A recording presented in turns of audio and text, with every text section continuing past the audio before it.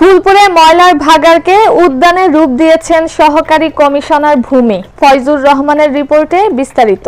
ময়মনসিংহের ফুলপুরে সহকারী কমিশনার ভূমি মেহেদী হাসান ফারুকের পরিকল্পনায় ও ব্যবস্থাপনায় ফুলপুর ভূমি অফিস সংলগ্ন ময়লার ভাগাড়কে উদ্যানে রূপ দেওয়া হয়েছে। যেখানে গত কিছুদিন পূর্বেও ছিল ময়লার বিশাল স্তূপ, সেখানে এখন শোভা পাচ্ছে বিভিন্ন প্রকার ফুল, ফল, ঔষধি বৃক্ষের মনোরম উদ্যান। 4 মে রবিবার বিকাল 4 ঘটিকার সময় উক্ত উদ্যানের শুভ উদ্বোধন করেন উপজেলা নির্বাহী অফিসার সাদিয়া ইসলাম সীমা। এ সময় উপস্থিত ছিলেন নলিতাবাড়ী উপজেলা পরিষদের উপজেলা নির্বাহী অফিসার ফারজানা ববি, ফুলপুর থানার ভারপ্রাপ্ত কর্মকর্তা আব্দুল হাদি, সমাজ সেবা অফিসার শিহাব উদ্দিন খান, কৃষি অফিসার ফারুক আহমেদ, প্রকল্প বাস্তবায়ন কর্মকর্তা আশিস কর্মকার, একাডেমিক সুপারভাইজার পরিতোষ সূত্রধর, কৃষি সম্প্রসারণ কর্মকর্তা কামরুল ইসলাম কামু সহ উপজেলা পরিষদ, পৌরসভা ও ভূমি অফিসের বিভিন্ন কর্মকর্তা বৃন্দ এবং প্রিন্ট ও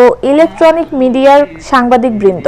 এ সময় অতিথিবৃন্দ তাদের মতামত ব্যক্ত করতে যে সহকারী কমিশনার ভূমি মেহেদী হাসান ফারুকের এমন মহতি কাজের জন্য তাকে ধন্যবাদ জানিয়ে বলেন, তিনি যে কাজটা করেছেন এর মাধ্যমে ভূমি অফিসে সেবা গ্রহণ করতে আসা জনসাধারণ এই উদ্যানে বসে একটু প্রশান্তি লাভ করতে পারবে।